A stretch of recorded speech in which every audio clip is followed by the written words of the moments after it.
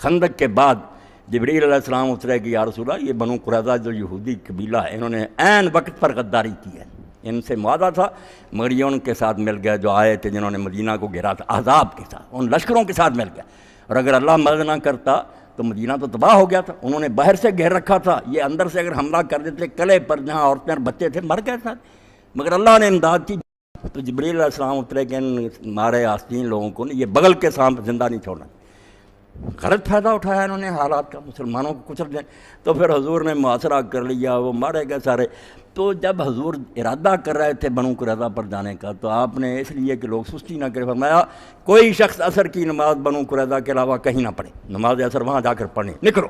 لشکر چل پڑے، مگر راستے میں ہی وقت ہو گیا عصر کا، اب دو گروہ ہو گئے، فرمان نبی تو واضح تھا کہ کوئی شخص نماز نہ پڑھے عصر کی سوائے بنو قریظہ کی، ایک گروہ نے تو کہا ہم نہیں پڑھیں گے، نماز جاتی تو جائے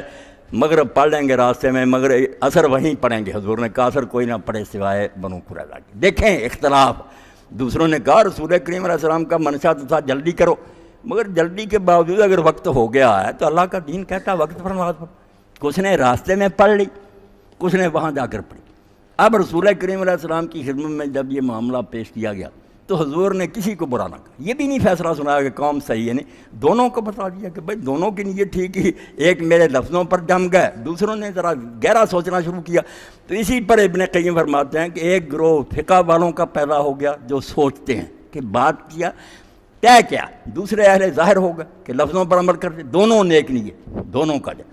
کیوں قبلہ ایک،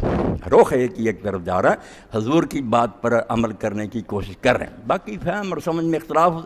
تو رسول کریم علیہ السلام کا ہمارا نبی ہونا اور ان مجددوں اماموں سے جان چھوٹ جانا کہ کسی نئے کو ماننے کی ضرورت نہیں، کسی سے کوئی کام ہوتا تو کرے بسم اللہ، لافیں مارنے کی کیا ضرورت ہے، اللہ قیامت کے دن اس کو کوئی انعام دے دے گا۔